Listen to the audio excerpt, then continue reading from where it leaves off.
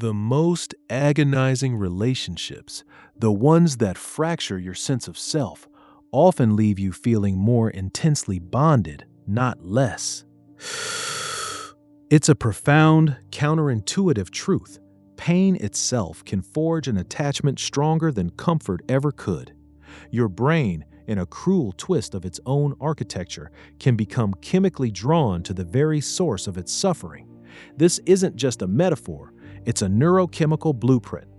Today, we're going to unravel the astonishing, deeply uncomfortable science behind trauma bonding, how the mind inadvertently cultivates profound connection through cycles of threat and relief, and what this reveals about the unseen forces driving your deepest relational patterns.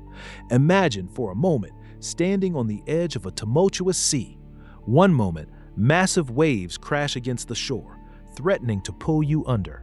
The next, a strange, profound calm settles, the water turning glassy, reflecting the sky with an almost deceptive beauty. This oscillation, this radical unpredictability between overwhelming threat and sudden, exquisite peace, mirrors a fundamental psychological mechanism: intermittent reinforcement.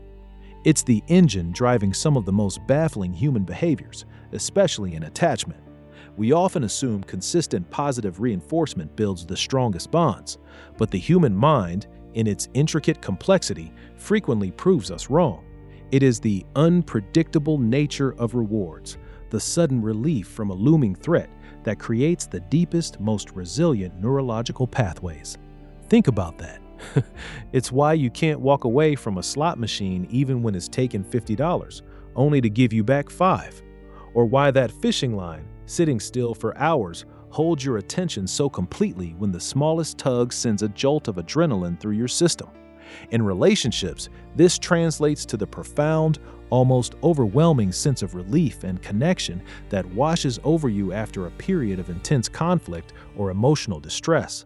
The storm passes, the tension breaks, and suddenly the person who was the source of your agony becomes the source of your solace. This isn't a coincidence. It is a meticulously orchestrated neurochemical dance within your brain. Research by Fiorillo, Tobler, and Schultz in 2003 demonstrated that dopamine neurons in the brain, those crucial orchestrators of motivation and reward, respond most robustly to rewards that are unpredictable. When you receive a reward consistently, your brain learns to anticipate it, and the dopamine response eventually flattens. But when the reward arrives irregularly, after a period of uncertainty or even pain, the dopamine system goes into overdrive. It's a powerful surge, a chemical message screaming, "This is important, pay attention, seek this out again." This biological imperative to seek patterns in chaos, to chase the unpredictable promise of relief, is the very foundation of trauma bonding. Your brain isn't looking for consistent happiness. It's craving the peak of relief that follows suffering. And here's the profound, almost unsettling implication of this architecture. Your brain, in its primal quest for safety and connection, can paradoxically interpret the cessation of threat as the most potent form of reward. Let that sink in. It means the sudden calm after a harrowing argument, the affectionate gesture following a period of withdrawal, the apology after an emotional attack. These moments don't just feel good, they trigger a far more powerful neurochemical release than a relationship built on consistent, gentle affection ever could.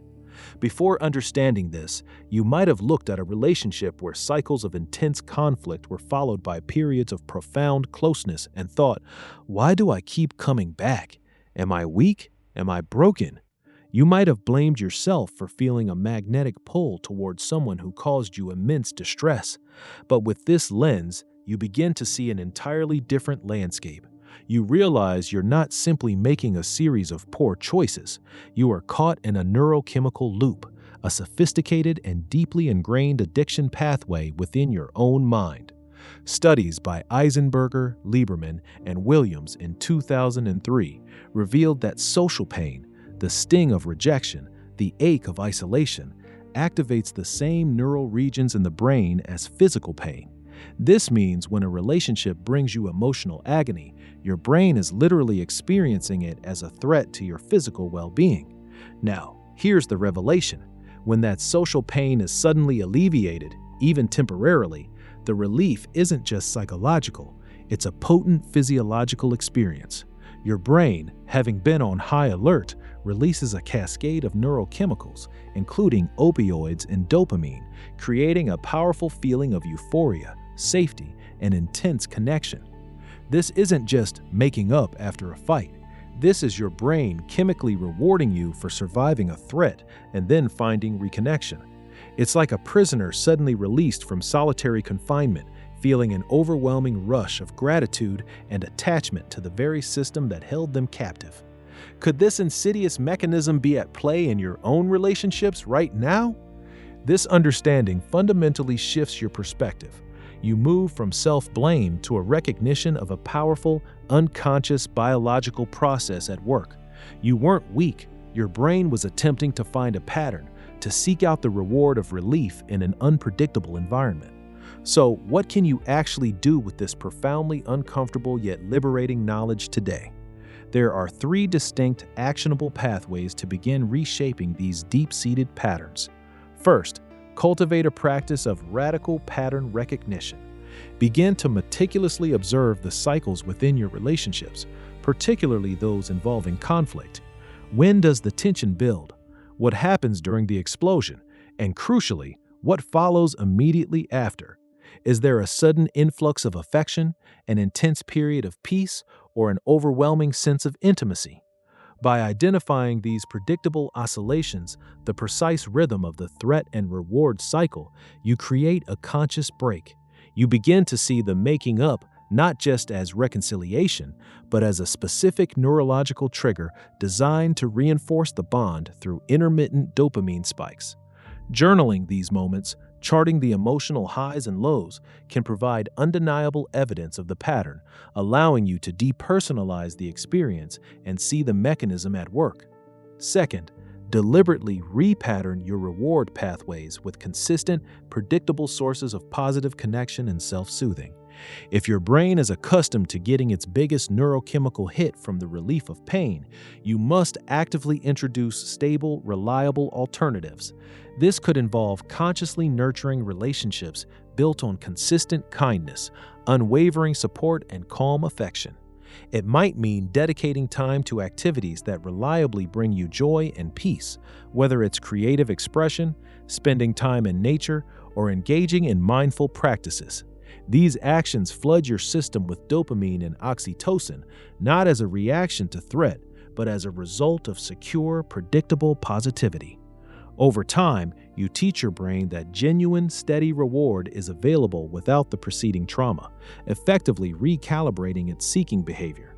And third, and perhaps the most challenging yet crucial step, establish and rigorously maintain unwavering boundaries around unpredictable or harmful behavior.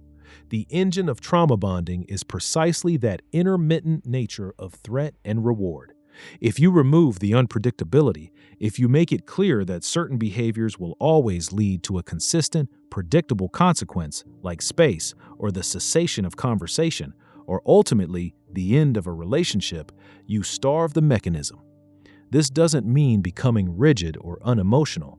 It means establishing a stable, predictable response to unstable behavior. It will feel uncomfortable, perhaps even like increasing conflict initially, because you are actively disrupting a deeply ingrained neurological addiction. But it is the most powerful way to dismantle the very architecture of the trauma bond. You are not weak, nor are you inherently flawed for experiencing a deep, almost inescapable pull toward relationships marked by these intense cycles. What you are is human, living with a magnificent, complex brain that, in its primal drive for survival and connection, can sometimes misinterpret signals and forge attachments in the most unexpected, painful ways. Understanding this mechanism isn't about excusing behavior. It is about reclaiming your power.